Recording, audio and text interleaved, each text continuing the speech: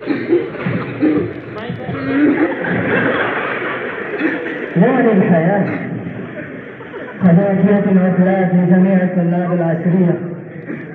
أما فنحن على هذا الحال انظر إلى هذا المريض.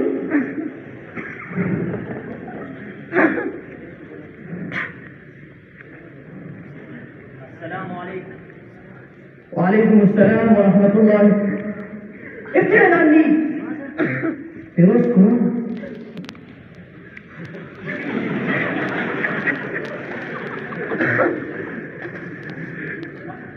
بالإنسان وهو أشهر مرضات. وما هو فيروس كورونا إذن؟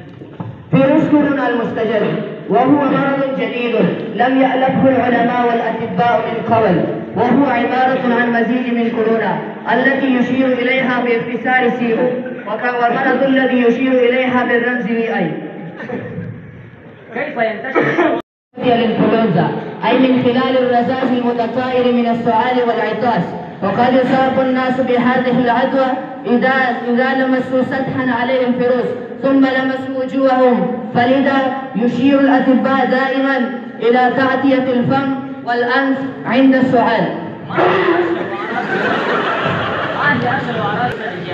لا يعد فيروس كورونا خطيرا بالنسبة إلى هذه الأفراد، بل هي سبب مستمر لهذه الأفراد. هذا عظيم، ولكن كيف يمكنني أن أعرف ما إذا كنت مريض؟ هناك مجموعة من الإجراءات التي قد تسبب الإنسان بهذه الأمراض، وهي السعال، الحمى، وتضييق النفس، وفقدان حاستي الشم والتذوق. وكيف يمكنني يا أخي أحفظ نفسي من الإصابة بهذا الفيروس؟ ثمة الكثير من الإجراءات المتبعة التي بإمكانها أن تقيك من خطر العدوى، ومن هذه الإجراءات غسل اليدين بانتظام بحيث تستمر لغسل اليدين لمدة 20 منديل ورمية، ثم تجفيفهم بمنديل ورمية، تعطية الأنف والفم عند السعال، وتجنب الاختلاط المباشر مع الناس. شكرا لك يا أخي على هذه النصائح القيمة. شكرا على واجبك، فلا أتمنى لك التوفيق.